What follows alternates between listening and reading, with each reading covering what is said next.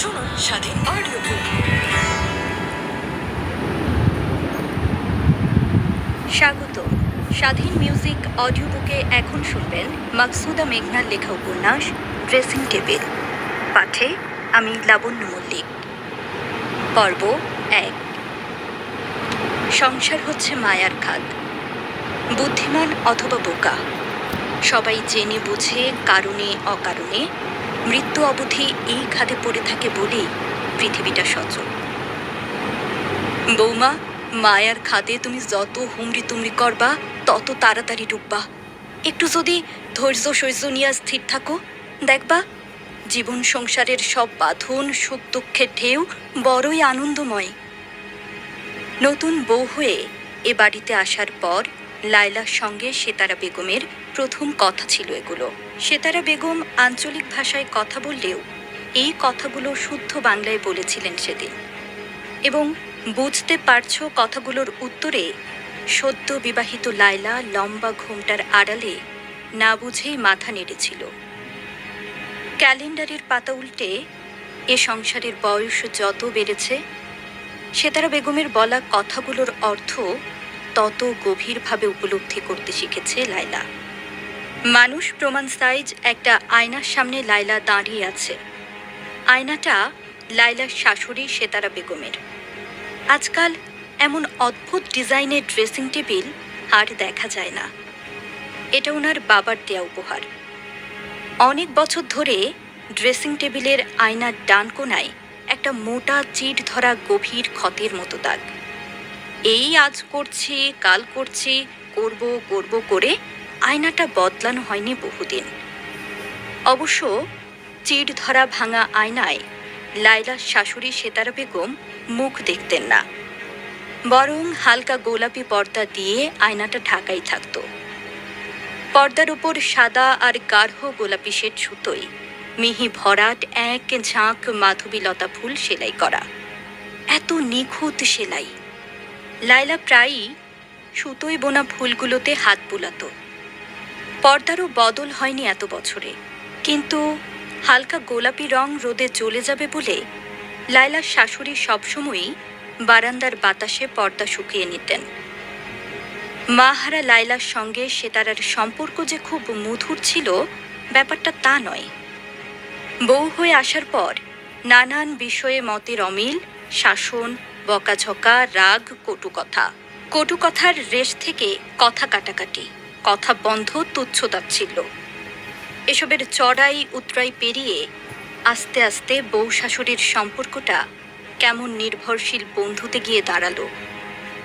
সংসারের গরমিল ছাড়িয়ে একই ছাদের তলায় অভ্যাসের অভ্যস্ততায় একসময় ভালোবাসার গাঢ় প্রলেপ পড়ে গেল। সে প্রলেপের ছাল ছেঁচে ভালোবাসা কমানো আর হলো কই, বরং সেতারার কোলকেই মায়ের কোলের মতো আশ্রয় বানিয়ে নিল লায়লা। সেতারা বেগম মারা গেছেন আজ 9 দিন হলো। আজই ওনার শখের ড্রেসিং টেবিলটা বারান্দায় বের করা হয়েছে। কারণটা তেমন জোরালো না হলেও ফেলে দেওয়াও যাচ্ছে না। সেতারা বেগমের নোয়া ছেলের ঘরের নাত বউ এ ঘরটা পাবে। এ বাড়িতে সব ছেলেদেরই একটা করে ঘর বরাদ্দ। তবুও মশিউর রহমানের 2 মেয়ে প্রীতি ও তিথির পড়ার জন্য এবং ঘুমানোর জন্য আলাদা আলাদা ঘর ব্যবহার করে। বাড়িতে লোকজনের চাপ কম থাকায় ও নিয়ে ঢাকায় থাকা সব বউদের গুজগুজ ফুসফুস চলতেই থাকে। প্রয়োজন নেই, তবুও লোভবর্জিত মানুষ হওয়া বুঝি মনুষ্য স্বভাবে নেই।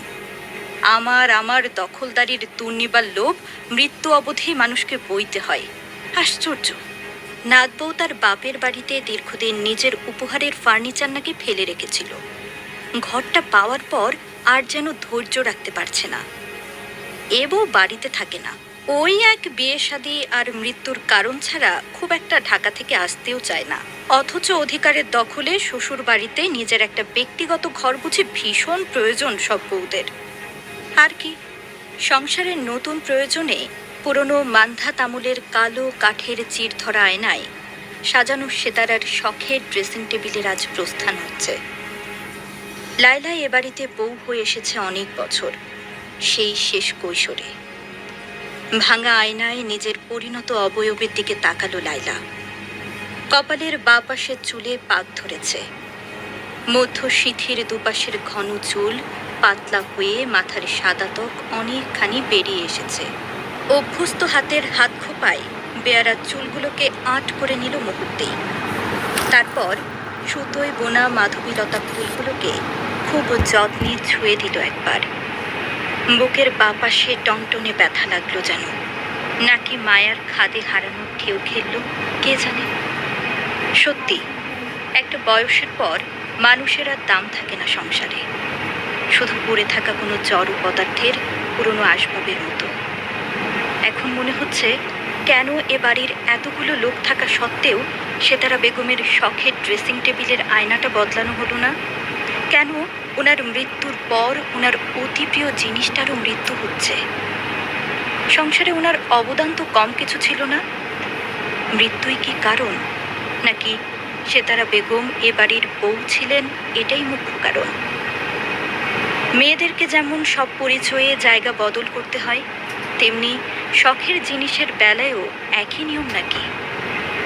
এতকাল এই সংসারের ভালো মন্দ, আনন্দ বেদনা, প্রত্যেকের পছন্দ অপছন্দ, রাগ ঝাল ভালোবাসা সবই তো উনি আগলে রেখেছিলেন। তবে কেন এই ড্রেসিং টেবিলটা ছাদের চিলে কোঠায় চলে যাবে? পুরনোকে বুঝে সবসময় এভাবেই নতুনকে জায়গা দিয়ে দিতে হয়, তাই না? আবেগের ছেলে মানুষের সব আবদার কঠিন সংসারে টেকে না কোনো দিন। সচল সংসারে মানুষই একদিন অচল হয়ে যায়, তবে আসবাবপত্র কেন নয়। রান্নাঘর থেকে মিনির মায়ের গলা, বড় আম্মা আয়েন না, রান্নাঘরে যুদ্ধ লাগতেছে, দেখা যান। বয়সে এবং হিসাবে লায়লা এ বাড়ির বড় বউ না হলেও মিনির মায়ের কাছে কেন যে বড় আম্মা তা জানে না লায়লা। মিনির মায়ের এই সম্পর্ক হিসাবের গরমিল আর শোধরানো গেল না। ও বড় আম্মা, আসছি। আনমনে লায়লা তার শাশুড়ির ড্রেসিং টেবিলের সামনে দাঁড়িয়ে কোথাও যেন হারিয়ে গিয়েছিল। এবার স্বামী মশিউর রহমানের ঝাঁঝালো ডাকে তটস্থ হলো। মশিউর রহমান এমনিতে বদরাগী, তার উপর বাড়িতে এটা সেটা নিয়ে ছোট বড় ঝামেলা তো চলছেই, সেসবের প্রভাবও মেজাজে ভর করে আছে। কি হয়েছে তোমার বলো তো লায়লা? নিজের নামটা মনে আছে নাকি ভুলে গেছো? সিরিয়ালের মতো এক একবার এক এক চরিত্রে ডুবে যাও নাকি? বলো। আমার সেই গ্রামীণ চেকের হাফ হাতা ফতুয়াটা কোথায় রেখেছো? সবুজ ফতুয়াটা? কেন, আলমারির 2 নম্বর তাকেই তো ভাঁজ করা, পাওনি? আলমারি খুললে তো শুধু তোমার শাড়ি ব্লাউজ আর অন্তর্বাসের দোকান চোখে পড়ে। কতবার বলেছি আমি, তোমার মতো নামটা গুনে গুনে কোথায় কি রাখা খুঁজে পাই না। আমার সব কাপড় তুমি ওয়ার্ড্রোবে ট্রান্সফার করে দাও, বিরক্ত লাগে আলমারি খুললে। আলমারি খুলেই এমনভাবে ঘাটাঘাটি করো, পাবে কিভাবে? আমার সব কাপড় আজই ওয়ার্ড্রোবে গুছিয়ে দাও, যা চাই হাতের কাছে যেন পাই। আমি যে সময় পাচ্ছি না, দেখছই তো, তুমিও তো করে নিতে পারো। তা পাবে কিভাবে? কোনো মতে চাল ডাল ফুটিয়ে সন্ধ্যা হতেই টিভি সিরিয়ালের সামনে সঙের মতো বসে যাও। এমন করে ডুবে থাকো দুনিয়াদারি রসাতলে যাক। এই যে এটা একটা মরা বাড়ি বোঝা যায়, তোমাদের চলন বলনে টের পাওয়া যায়। আল্লাহ খোদার নামই তো নাই, শুধু জটলায় জটলায় গল্পের ঝুড়ি। এই কি অত গল্প তোমাদের বলো তো? ওই তো সেই শাড়ি গয়না আর সিরিয়ালের ট্র্যাজেডি। ওসব বাদ দাও, এখন বয়স হয়েছে, নামাজ কালামে মন দাও একটু। কপাল তো পশ্চিম দিকে ঠেকাতে দেখি না একটা কেউ। তুমি কি তোমার আড্ডা তাস মাছ ধরা বিড়ি সিগারেট গানের আসর এসব ছেড়ে দিয়েছো? তা তোমার বয়স একটা অঙ্কের কোঠায় আটকে আছে? তোমাদের ছেলেদের বুঝি বয়স বাড়ে না, তাই না? নাকি নামাজ কালাম শুধু বাড়ির মেয়েদের জন্য? উফ লায়লা, তুমি মুখে মুখে এত তর্ক করো না তো। তোমার এই তর্কের জন্য আমি তোমার সঙ্গে কথা বলার রুচি হারিয়ে ফেলেছি। তাও ভালো, রুচিবোধ বলে একটা বিষয় তোমার আছে তাহলে। প্লিজ কথার বিষ ছড়িও না তো, মেজাজ বিগড়ে যাবে কিন্তু। আগে ভাবতাম পড়াশোনা জানা বাকি বউগুলো অন্তত শিক্ষিত, মায়ের মরার পর টের পাচ্ছি 2 পাতা বিদ্যা পেটে আছে, তাই ওদের বিষ তো আরও ভয়াবহ। শুধু তুমি নও, এ বাড়ির সব কটা বউ অজাত কুজাত। চাপকে সব কয়টার বিষ নামিয়ে ফেলা যায়, কিন্তু পারছি না। তাই বিরক্ত লাগছে, খুব বিরক্ত লাগছে। চাপকাতে পারছো না তো কি, মুখে বলা স্বাধীনতায়ও তো সুখ পাও। মানে তুমি কি কথা বলার স্বাধীনতা পাও না?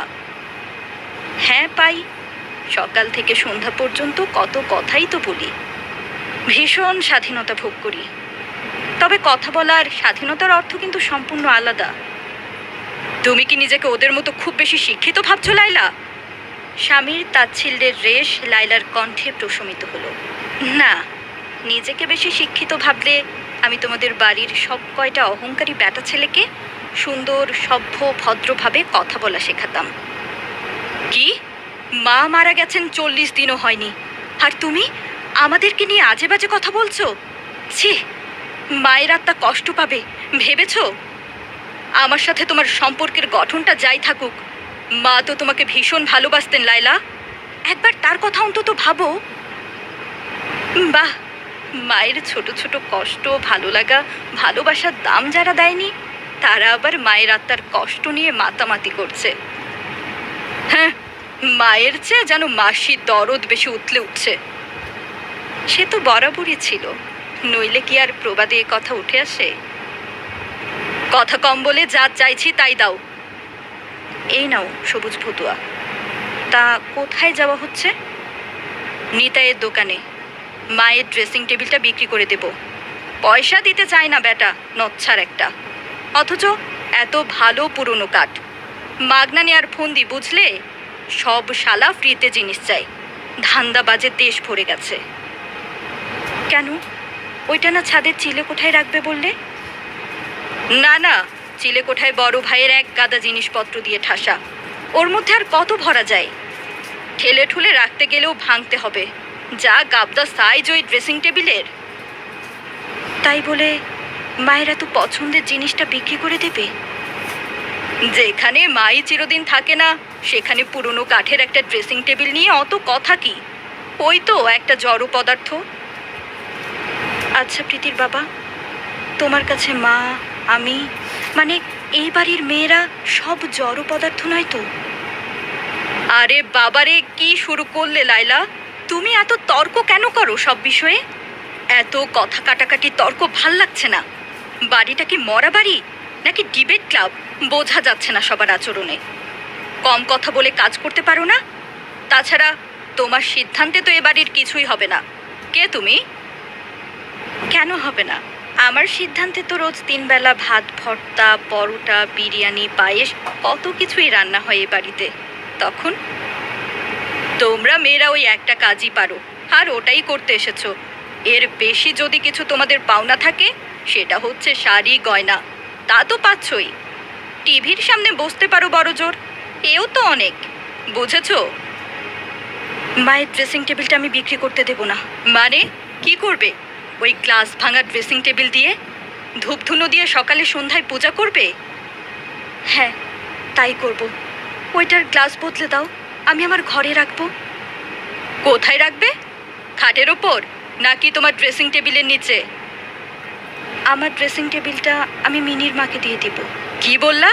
আমার ঘরের এত দামি সেগুন কাঠের ড্রেসিং টেবিল তুমি মিনির মাকে, মানে বাড়ির কাজের লোক মিনির মাকে দিয়ে দিবা? এত সাহস তোমাকে কে দিল লাইলা? আমি জানতে চাচ্ছি, এত স্পর্ধা কে দিল? কেউ দেয়নি। এত বছরে বাড়িতে সংসার করছি, এতটুকু সাহস তো হতেই পারে। তাছাড়া আমার ঘর করবে না, এটা আমাদের ঘর। কাজের লোক ছাড়াও মিনির মায়ের তো আরেকটা পরিচয় আছে, সে মানুষ। সিনেমার নায়িকাদের মতো যা তা ডায়লগ ভদ্রলোকের সংসারে চলে না, বুঝেছো? আমি মায়ের ড্রেসিং টেবিলটা নিতে দেব না, ব্যাস। এইসব ফালতু জেদ কই শিখেছো তুমি? সিরিয়াল দেখে দেখে, তাই না? দিন দিন বয়স বাড়ছে আর ঢং করা ধরেছো। কথা কাটাকাটি খানিক চাপা স্বরে হলেও লাইলা এবার আরও শান্ত স্বরে বলল কথাগুলো। এত বছর সংসার করে আমি যদি আমার একটা জিনিস কাউকে দিয়ে দেওয়ার ইচ্ছেও না রাখতে পারি, তবে কিসের সংসার করলাম? যদি কিছু আটকাতে না পারি, তবে আর জেদি কি, ঢঙেরই বা দাম কি বলো? তোমার সঙ্গে এখন খামোখা বিষয় নিয়ে ঝগড়া করতে চাই না, অত সময় আমার নেই। বাড়িতে অনেক লোকজন আসছে যাচ্ছে, অনেক অনাকাঙ্ক্ষিত ড্রামা হচ্ছে। এর মধ্যে তুমি আর নতুন করে ড্রামা করো না তো, লোকে ভালো বলবে। দীর্ঘশ্বাস ফেলে লায়লা বলল, লোকের ভালো বলার ভয় তো সারা জীবনই করলাম, আর মন চায় না। এবার মন চায় নিজের মনের কাছে যা ভালো তাই করতে। নিজেকে শুধু এই বাড়ির বউই নয়, জড় পদার্থের মতো মেয়ে মানুষই নয়, স্বাধীন মানুষ ভাবতে ইচ্ছে করে খুব। বাহ বাহ, ভালো, খুব ভালো, সাহিত্যিক হয়ে গেছো দেখছি। তা কাগজ কলম এনে দেবো নাকি? উপন্যাস বা প্রবন্ধ দু একটা লিখে লোককে দেখাও তো দেখি কেমন ক্ষমতা। ওই বেলায় তো চুপসা বেলুন, শুধু কথার গুণ আর কিচ্ছু না। হ্যাঁ, আমার কোনো গুণ নেই, কিন্তু তোমরা তোমরা তো অনেক গুণবান। তা এত গুণবান লোকের কাছে কিছু চাইতে গেলে এত এত কথা কেন খরচ করতে হয় বলতে পারো? আবার শাড়ি গয়না চাই নাকি এই মরা বাড়িতে? মেয়েরা বুঝে শাড়ি গয়নাতেই সব সুখ খোঁজে, তাই না? হ্যাঁ, তাই তো। এই যে ট্রাঙ্ক ভর্তি আনকোরা নতুন গাদা গাদা শাড়ি ছিল মায়ের, সেসবের ভাঁজও তো ভাঙা হয়নি, গয়নার তো কমতি দেখিনি কোনোদিন। অথচ চোখে ছানি পড়ে যাওয়ার পরও কেন মা তার শখের ড্রেসিং টেবিলটার সামনে গিয়ে দাঁড়াতেন বারবার বলতে পারো? কোনোদিন খোঁজ নিয়েছো? মা ঠিকঠাক ঠাউর করতে পারতেন না বলেই ড্রেসিং টেবিলের সামনে গিয়ে দাঁড়িয়ে থাকতেন? না, তা নয়। মাকে আমি অনেক দিন ওই পর্দা সরিয়ে চিরধরা গ্লাসে গভীর মমতায় হাত বোলাতে দেখেছি। কি যেন ভাবতেন তখন। তোমরা এবাড়ির অন্য সবাই তা কোনো দিনও বুঝবে না। হ্যাঁ, এবাড়ির সবাই তো গণ্ডমূর্খ, একমাত্র তুমি শিক্ষিত, রুচিশীল, বুঝনেওয়ালা অবতার নেমে এসেছো, যে কিনা আমার ছানি পড়া মাকে ড্রেসিং টেবিলের সামনে বসা দেখে সব বুঝে গেছো। অন্তর্যামী, যাও এখান থেকে, যাও তো, যথেষ্ট হয়েছে। কাজে বক্তৃতা না দিয়ে সময়টা রান্নাঘরে ব্যয় করো, তাতে সংসারের মঙ্গল হবে। যত সব, মেজাজটা বিগড়ে না দিলে এদের হয় না। মায়ের ড্রেসিং টেবিলে তুমি হাত দেবে না, বাড়ির কাউকে আমি হাত দিতে দেব না। জোর দেখাচ্ছ? তা কিসের জোর তোমার? তুমি কি এ বাড়ির মেয়ে? বংশ পরিচয় বোঝো? হ্যাঁ, জোর দেখাচ্ছি।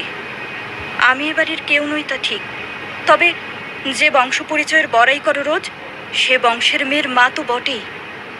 পরপর 3টা মেয়ে জন্ম দিয়ে আবার মেয়ের মা হওয়ার বড়াই করছো? লজ্জা থাকা উচিত। তাও যদি বংশের প্রদীপ দেওয়ার মতো কেউ আমার থাকতো। মেয়ে মানুষ তো মেয়ে মানুষই। বংশপ্রদীপ? ছেলে হোক বা মেয়ে হোক, জন্ম দেওয়ার সময় কি প্রসব ব্যথার কোনো হেরফের হয়? কথায় কথায় এত মেয়ে মানুষ বলবে না তো। আর খবরদার, আমার মেয়েদের তুমি হেয় করে কিচ্ছু বলবে না। চোখ রাঙাচ্ছ কাকে? এত অধপতন, শুধু লোকে মন্দ বলবে, নইলে এক্ষুনি ঘাড় ধরে বাড়ি ছাড়া করতাম তোমাকে। বয়সের গাছ পাথর দেখতাম না। সত্যি, লোকে কি বলবে জানি না, কিন্তু আমি যদি এই মধ্য বয়সী হয়ে বাড়ি ছেড়ে যেতে পারতাম, তবে আমি বোধহয় সবচেয়ে সুখী মানুষ হতাম। বাড়িটা নরক বানিয়ে ফেলেছে সব কয়টা মূর্খের দল। সারা বছর আসা যাওয়ার নামগন্ধ নেই। মা মরেছে, অমনি শহরের দরদওয়ালাদের দরদ উতলে পড়ছে। সেই সঙ্গে আমার ঘরের বেয়াদবটাও সাপের 5 পা দেখেছে। কথাবার্তায় ঢাকার হাওয়াও ভালোভাবে লেগেছে দেখছি। চাপা গজগজানি গিলে খেয়ে মশিউর দ্রুত বেরিয়ে গেল বাড়ি থেকে। বাড়ি ভর্তি এত লোকের মধ্যে কেউই টের পেল না লায়লা আর মশিউরের মধ্যে এত কথা কাটাকাটি হয়ে গেছে একটা সাধারণ ড্রেসিং টেবিল নিয়ে। লায়লা প্রায়ই ভাবে, এরা কেমনধারী শিক্ষিত লোক। এদের সবারই উচ্চতর ডিগ্রি সম্পন্ন সার্টিফিকেট লেমিনেটিং করে আলমারিতে তোলা আছে। এই বাড়ির 4 দেওয়ালের বাইরে সবাই জানে এরা বনেদি, শিক্ষিত, রুচিশীল আর উচ্চবংশীয়। কিন্তু ভেতর বাড়ির গোপন বন্ধ ঘরে এদের সার্টিফিকেট কেবল সিল ছাপ্পড় দেয়া মূল্যহীন কাগজ ছাড়া আর কিছুই নয়। এদের চালচলনে, পোশাকে আশাকে যতটা ভদ্রতার প্রলেপ, ভেতরে ভেতরে এরা ততটাই নোংরা রুচির, ভয়ঙ্কর কালো ভাবনার মানুষ। এত এত তর্ক, এত কথার পরও লায়লা তার শাশুড়ির পুরনো ড্রেসিং টেবিলটা বাড়িতে রাখতে পারল না। সবার একই কথা, বাড়িতে জায়গা নেই। মানুষটাই যখন নেই, তার স্মৃতি পুষে কী লাভ? কি জানি, ওদের মতো বাড়ির অন্য সকল বয়োজ্যেষ্ঠ সিদ্ধান্তের কাছে লায়লার মনের একান্ত ভাবনাগুলো কেন জানি মেলে না। অবশ্য মেলার কথাও না। কেননা এ বাড়ির চার দেয়ালে যে পরিচয় বহন করে, সে পরিচয়ে বুঝে নিজের ইচ্ছা আকাঙ্ক্ষার কোনো দাম থাকতে নেই। বাড়ির আর সকলে যেমন তেমন। বড় ভাই অন্তত লায়লার হয়ে কিছু বলবেন, এমনটা মনে মনে আশা করেছিল লায়লা। মনের সেসব আশা, মরা বাড়ির শোকতাপ, স্বামীর সঙ্গে কথা কাটাকাটির উত্তাপ, সবই সংসারের চরকায় ফেলে আবারও ভেতরের অবয়ব লুকিয়ে লায়লার দিন কাটবে। হে আর নতুন কি? পৃথিবী নাকি বদলাচ্ছে রোজ। কই লায়লা, সেতারা, মিনির মা, নিতু, পারভিন কিংবা নাম না জানা আরও অসংখ্য নারীদের জীবন। তবে এমন কেন? আয়নার সামনে দাঁড়িয়ে ভেতরের আমিটাকে এত লুকাতে হয় কেন? শেষ হলো প্রথম অধ্যায়।